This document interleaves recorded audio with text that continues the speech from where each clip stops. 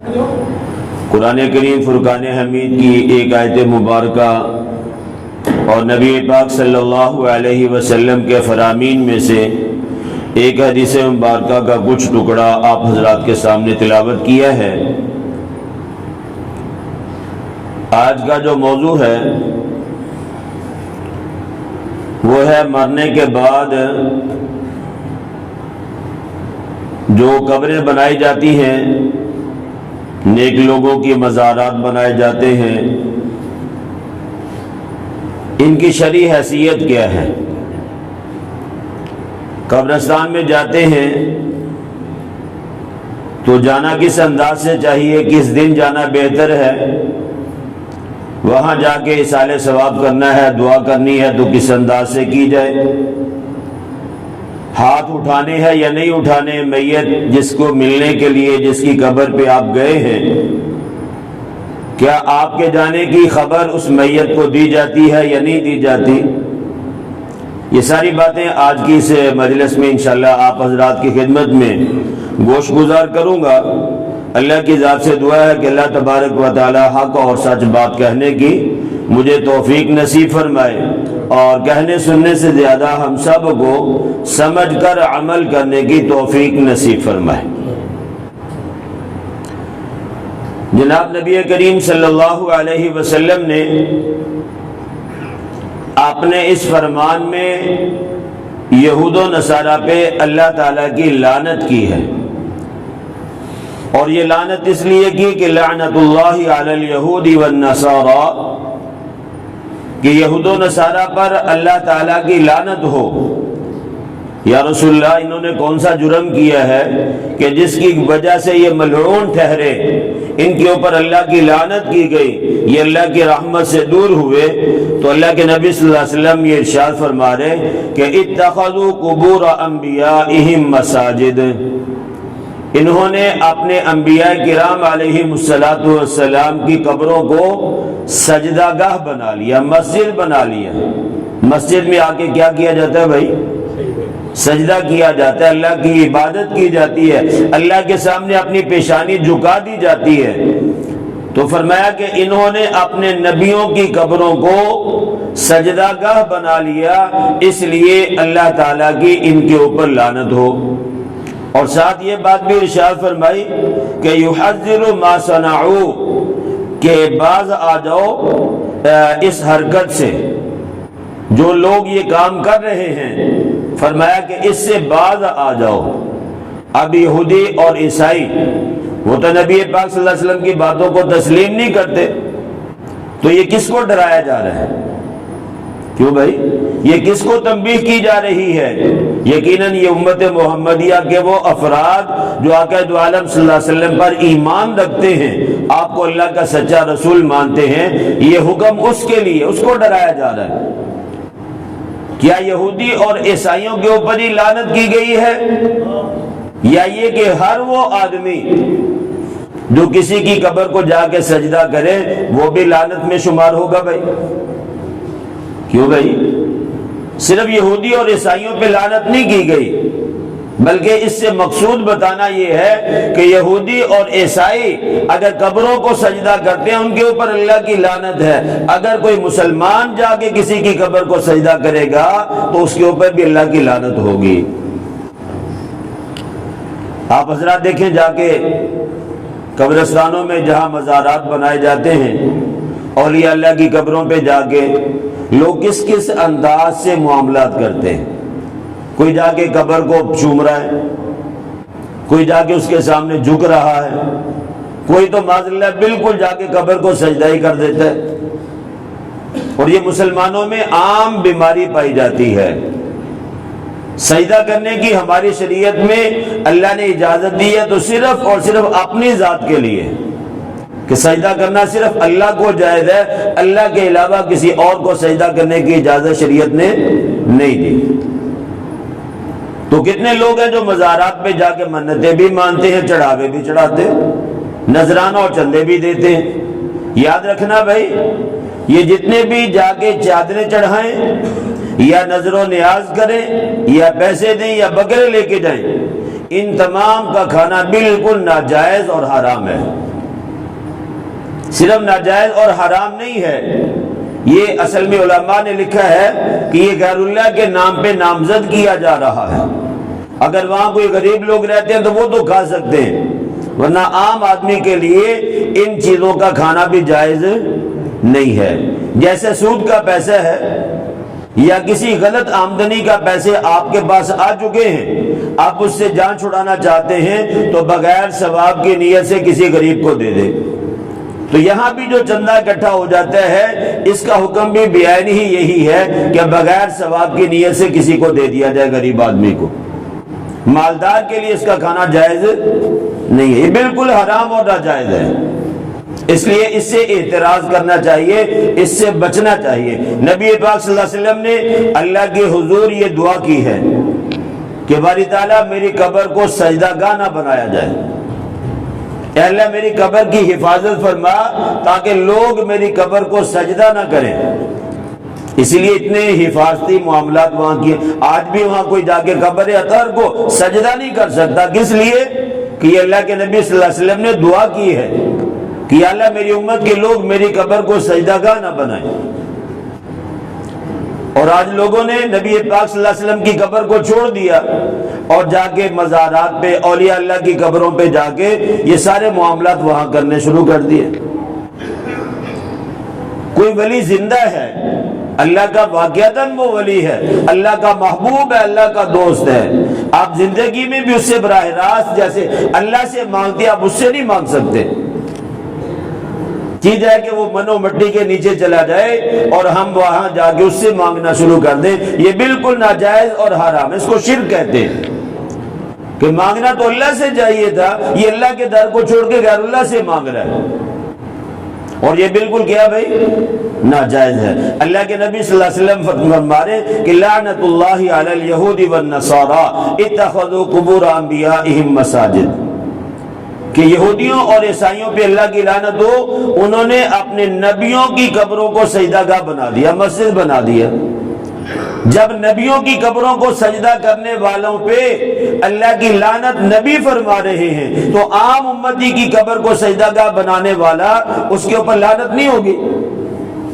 کیوں بھائی؟ سوال پیدا ہو، نبی تو اللہ کے بہت قریب ہیں، جب ان کی قبر کو سجدہ گاہ بنانے پہ امام الانبیاء لعنت سنا رہے ہیں کہ اللہ کی ان کے اوپر لعنت ہو، تو اگر عام امتی کی قبر کو سجدہ گاہ بنایا جائے گا تو وہ بھی اس لعنت کے اندر شمار ہوگا۔ اس لیے ایسے سارے معاملات جو خلاف شریعت ہے اس سے اجتناب کریں، اپنے آپ کو بچا کر رکھیں۔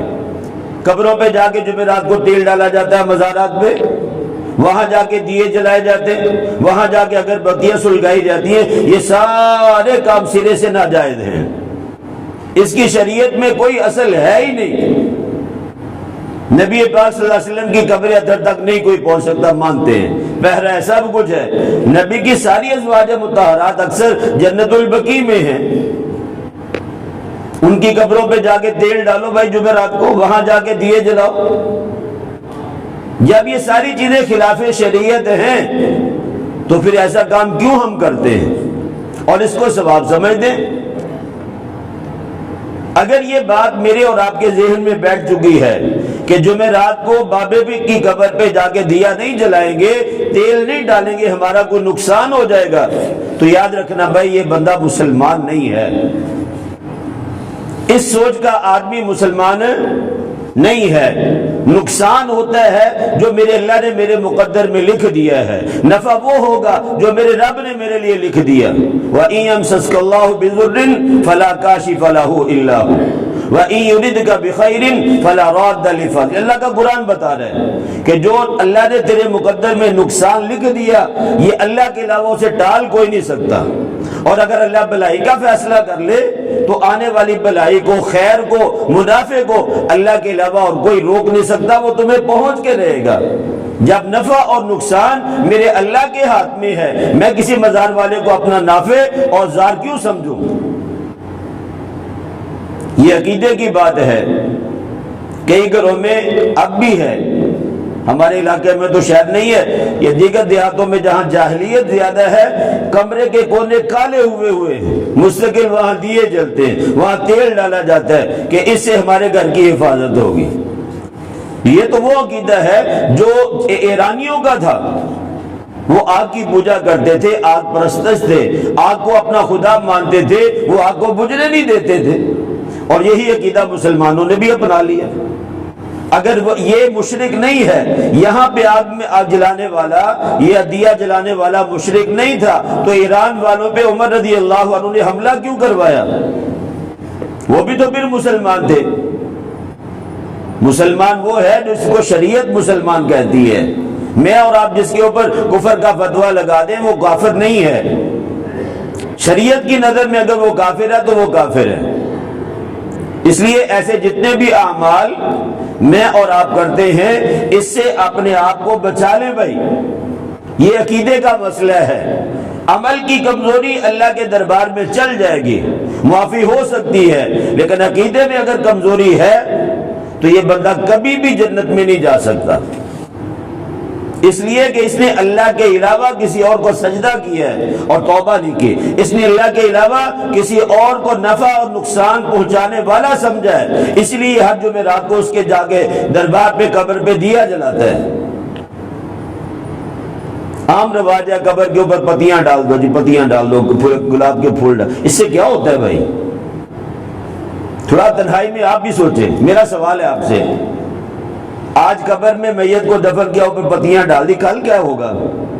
وہ تو صدیوں پتہ نہیں، جب تک قیامت نہیں آئے گی اس وقت تک قبر میں پڑا ہوا ہے۔ ایک دن آپ نے پھول ڈال دیے، باقی دن کیا بنے گا؟ دعا یہ کرو کہ قبر کے اندر کے حالات اللہ اس کے لیے جنت کے بنا دے، یہ اصل ہے۔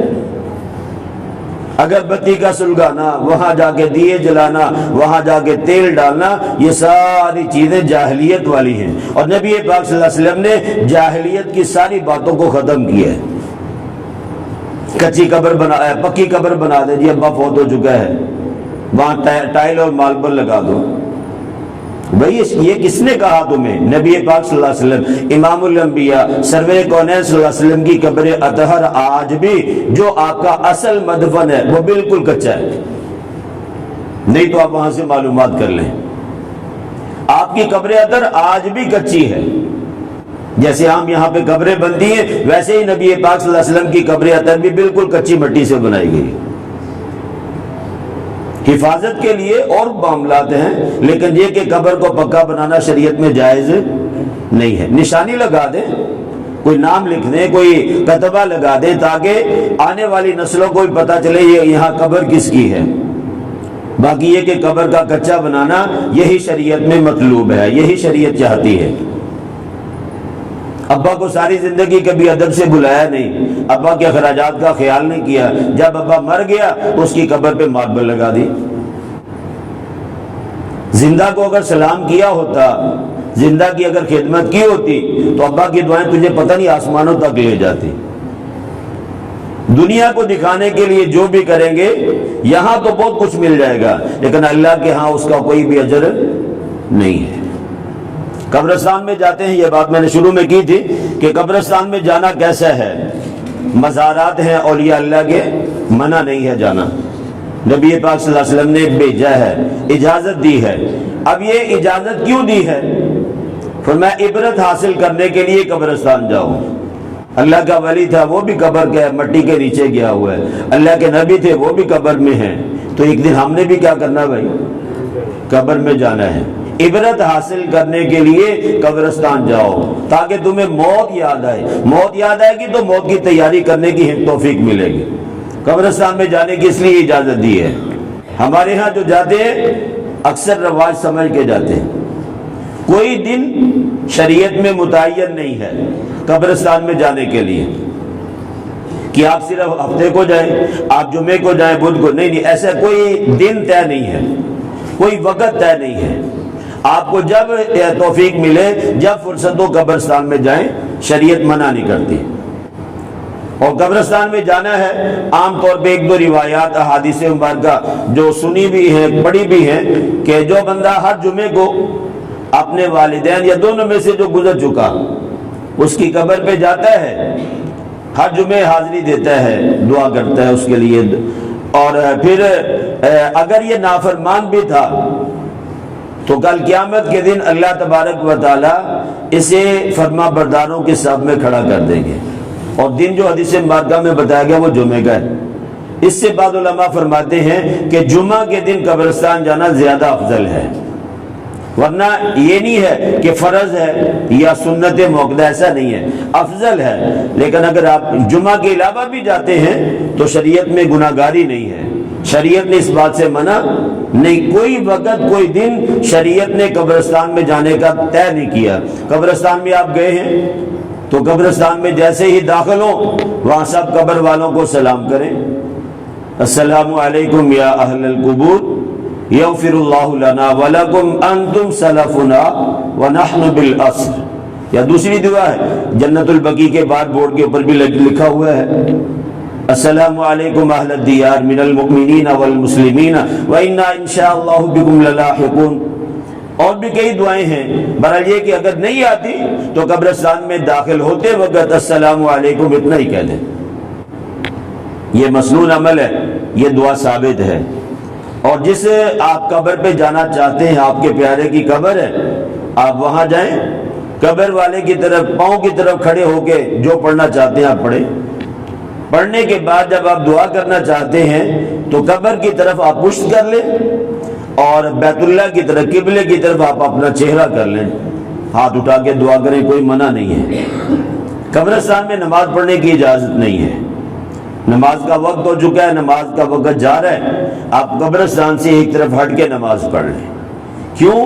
آپ کے دل میں تو ہے میں آج سجدہ اپنے رب کو کر رہا ہوں، لیکن دیکھنے والا یہ سمجھ رہا ہے قبر کو سجدہ کر رہا ہے، یہ جائز ہوگا، اس لیے مسلمان کرتے وہ بھی کرے گا۔ تو اس لیے قبرستان میں نماز پڑھنے کی تو اجازت نہیں ہے، اور دعا بھی کرنی ہے، بیت اللہ کی طرف اپنا رخ کر لیں تاکہ دیکھنے والے کو یہ بات سمجھ میں آ جائے کہ یہ قبر والے سے نہیں بلکہ اپنے رب سے مانگ رہا ہے۔ ٹھیک ہے بھائی، اسی لیے وہاں اللہ مجھے اور آپ کو بار بار لے جائے۔ روضہ اقدس پہ بھی وہ حضرات یہی کہتے ہیں دعا مانگنی ہے تو بیت اللہ کی طرف اپنا چہرہ پھیر لو، نبی پاک صلی اللہ علیہ وسلم کی قبر اطہر کی طرف رخ کر کے دعا نہ مانگو، وہ بھی یہی دعا ہے، یہی کہتے ہیں کہ مانگنا ہے تو کس سے مانگو بھائی؟ اللہ سے مانگو، اور یہی مقصود ہے، اللہ کی چاہت مرضی منشا بھی یہی ہے۔ میرے نبی نے بھی جب بھی ہاتھ اٹھائے کس کے سامنے اٹھائے بھائی؟ اپنا دامن پھیلایا تو اللہ کی حضور ہی مانگا ہے، اور صحابہ کو بھی اس بات کی تعلیم دی ہے کہ جب بھی کوئی سخت امر پیش آئے نماز سے اللہ کی طرف متوجہ ہو جاؤ، اللہ سے مانگو۔ بدر کے میدان میں اللہ کے نبی صلی اللہ علیہ وسلم رو رو کے سجدے میں گڑ گڑا کے اللہ سے اپنی امت کی بقا کی دعائیں فرما رہے ہیں۔ جس نبی کے در سے جا کے ہم براہ راست نبی سے مانگے، اس نبی نے تو ساری زندگی اللہ سے مانگا ہے۔ تو اس لیے قبر والے سے براہ راست مانگنا یا اس سے دعا کرنا کہ تو معاذ اللہ میری بگڑی بنا سکتا ہے، اس کو صراحتاً شرک کہتے ہیں۔ اور جس کا نظریہ اور عقیدہ یہ ہے کہ میں قبر والے سے مانگوں گا، یاد رکھنا یہ بندہ مسلمان نہیں، یہ پکا مشرک ہے۔ اگر توبہ نہیں کی اور اللہ نہ کرے اسی حالت میں موت آ گئی تو یہ بندہ ہمیشہ ہمیشہ کے لیے جہنم کا ایندھن بنے گا، اگرچہ یہ زبان سے کلمہ بھی پڑھتا ہے۔ جب تک توبہ نہیں کرے گا، اپنے عقیدے کی اصلاح نہیں کرے گا، یہ دائرہ اسلام میں نہیں آ سکتا۔ اور اگر یہ شادی شدہ ہے اور شادی کرنے کے بعد اس کا عقیدہ یہ بنا ہے کہ قبر والا میری مدد کر سکتا ہے، میں اس سے جا کے براہ راست مانگتا ہوں، تو اس کا نکاح بھی ٹوٹے گا اور اس کا ایمان بھی جائے گا۔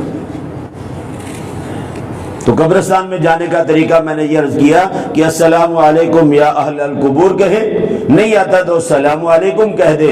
اور قبرستان میں جانے کے لیے کوئی وقت کوئی دن طے نہیں ہے، جب سہولت ہو آپ جائیں، اور جائیں عبرت حاصل کرنے کے لیے، صرف رواج سمجھ کے نہ جائیں۔ قبرستان میں جانے کی اس لیے اجازت دی گئی تاکہ بندہ وہاں جا کے یعنی عبرت حاصل کرے۔ اور پھر بھائی قبریں تو شریعت میں یہ تھی کہ کچی بنائی جائے، پختہ کب بنی ہے؟ مزارات کب بننا شروع ہوئے؟ یا تو یہ عقیدت مند بادشاہوں نے بنائے، قبروں پہ مزار بنا دیا تاکہ یہ نیک آدمی ہے، جو بادشاہ کا جیسا عقیدہ تھا اس نے ویسے ہی کر دیا، یا پھر جو دکاندار مجاور ہے نا، قبروں کو پختہ اور مزار انہوں نے بنائے۔ شریعت میں قطعی طور پہ قبر پہ گنبد وغیرہ ثابت نہیں ہے۔ عقیدت مند بادشاہوں نے اور دکانداری کرنے والے مجاوروں نے یہ قبروں کے اوپر یہ مزار بنانا شروع کیا ہے، ورنہ شریعت میں کچی قبر ملتی ہے کہ قبر کیسی ہو بھائی، بولو یار، کچی بنانی چاہیے، مسنون ہے۔ اللہ کے نبی صلی اللہ علیہ وسلم نے کیسی قبر کو پسند فرمایا؟ کچی کو۔ جنت البقیع میں بہت ساری قبریں نبی پاک صلی اللہ علیہ وسلم نے اپنے دستے اقدس سے بنائی ہیں، ٹھیک ہے بھائی، اور وہ اس میں جا کے دیکھ لیں کوئی بھی پکی نہیں ہے، ساری کچی ہے۔ اگر پکی قبر بنانا جائز ہوتا تو اللہ کے نبی صلی اللہ علیہ وسلم جنت البقیع میں کیوں نہیں بناتے؟ احد کے جو 70 صحابہ شہید ہوئے، موقع پہ اللہ کے نبی صلی اللہ علیہ وسلم موجود تھے بھائی کہ نہیں؟ بولو۔ احد کے میدان میں نبی پاک صلی اللہ علیہ وسلم بنفس نفیس موجود ہیں، اور آج بھی 70 صحابہ کی قبریں وہاں اجتماعی بنی ہوئی ہے، اور حضرت حمزہ رضی اللہ تعالیٰ عنہ اور ان کے ساتھ ایک اور صحابی، ان کی قبر الگ ہے، یہ بھی کچی ہے، اور 70 صحابہ شہداء کی قبر بھی کیا بھائی؟ کچی ہے، بالکل کچی ہے۔ اگر اس کا پکا بنانا جائز ہوتا تو نبی پاک صلی اللہ علیہ وسلم کو اپنے چچا سے بڑی محبت تھی، حضرت حمزہ رضی اللہ عنہ سے بڑی محبت تھی۔ جب شہید ہوئے اللہ کے نبی صلی اللہ علیہ وسلم زار و قطار روئے ہیں اپنے چچا کی شہادت پہ، ٹھیک ہے بھائی، لیکن قبر ان کی بھی کیسی بنائی گئی؟ کچی بنائی گئی۔ یہ بعد میں کسی نے نہیں بدلی، یہ ویسے ہی ہے جیسے پہلے دن سے بنائی گئی۔ جنگلے وغیرہ تو لگائے ہیں، لیکن یہ کہ قبریں پہلے سے ویسی ہی تھی جیسے آج آپ میں اور آپ جا کے دیکھتے ہیں۔ تو یہ عرض کیا تھا کہ قبرستان میں جا کے تلاوت قرآن اگر کرنا چاہو تو یہ بلند آواز سے مکروہ ہے، آہستہ آواز سے آپ جتنی دیر مرضی تلاوت قرآن کریں، شریعت نے منع نہیں کیا۔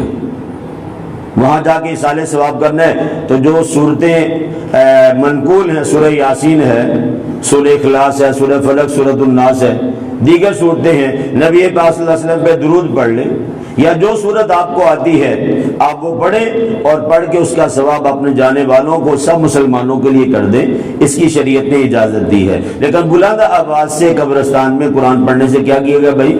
منع کیا گیا، مکروہ ہے۔ آہستہ آواز سے جتنا مرضی پڑھیں۔ آپ نے دیکھا ہوگا بعض دفن کرتے ہوئے اونچی آواز سے سورہ ملک پڑھ رہا، کبھی کوئی پڑھ رہا ہے، اس کی شریعت نے اجازت نہیں دی۔ آہستہ آواز سے آپ پورا قرآن کھڑے ہو کے پڑھ دیں، بیٹھ کے پڑھ دیں، یہ مطلوب ہے، یہ شریعت چاہتی ہے۔ بلکہ یہ آتا ہے حدیث مبارکہ میں کہ جب اپنی میت کو دفن کر دو، دفن کرنے کے بعد اتنی دیر وہاں کھڑے ہو کے وہاں قبر کے پاس بیٹھ کے پڑھو کہ جتنی دیر میں ایک اونٹ ذبح کر کے اس کا گوشت کاٹ دیا جاتا ہے۔ اور عرب والے ماہر ہیں اونٹ کاٹنے میں، وہ عصر کے بعد اگر اونٹ ذبح کرتے ہیں تو مغرب سے بہت پہلے اونٹ ذبح کر کے فارغ بھی ہو جاتے ہیں۔ تو کم از کم آدھا گھنٹہ 20 منٹ آپ نے جو پیارے کو دفن کیا ہے اس کے پاس کھڑے ہو کے آپ قرآن پڑھیں، اس سے اس کی حوصلہ افزائی ہوتی ہے، اس کا دل جمی ہوتی ہے۔ اور جب میں اور آپ کسی پیارے کی قبر پہ جاتے ہیں، حدیث مبارکہ کی روح سے اگر جانے والا نیک تھا اللہ اسے آنے والے کی اطلاع بھی دیتے ہیں اور آنے والا اس کو دکھا بھی دیتے ہیں۔ اگر وہ سنتا نہیں ہے اگر وہ تو پھر اس کو سلام کیوں کرتے ہیں؟ کیوں بھائی؟ سوال یہ پیدا ہوتا ہے قبر والا آپ کی آواز نہیں سن رہا تو شریعت نے ہمیں سلام کرنے کا کیوں کہا ہے؟ تو اگر جانے والا نیک ہے آپ اس کے جاتے ہیں، وہ آپ کو پہچانتا بھی ہے، اور بلکہ یہاں تک بھی آتا ہے کہ جب آپ وہاں سے واپس نکلتے ہیں 2 منٹ 4 منٹ 10 منٹ آدھا گھنٹہ آپ قبر پہ کھڑے رہے پھر واپس آتے ہیں، جیسے مہمان کوئی قریبی مہمان ہو، جب یہ جانے لگتا ہے گھر سے تھوڑی سی اداسی آتی ہے، رونق آئی تھی چلی گئی، تو یہ قبر والا بھی یہ محسوس کرتا ہے میرا قریبی ہے تو اب یہ واپس جا رہا ہے۔ اس لیے جب بھی قبر کے کسی اپنے پیارے کی قبر پہ جائیں وہاں کھڑے ہو کے جتنا مرضی قرآن پڑھیں، منع نہیں ہے، لیکن آہستہ آواز سے ہو، اور جب دعا کرنے لگے تو بیت اللہ کی طرف اپنا رخ پھیر دیں تاکہ دیکھنے والا کو یہ پتہ چلے کہ یہ قبر والے سے نہیں بلکہ کس سے مانگ رہا ہے بھائی؟ اللہ کی ذات سے مانگ رہا ہے۔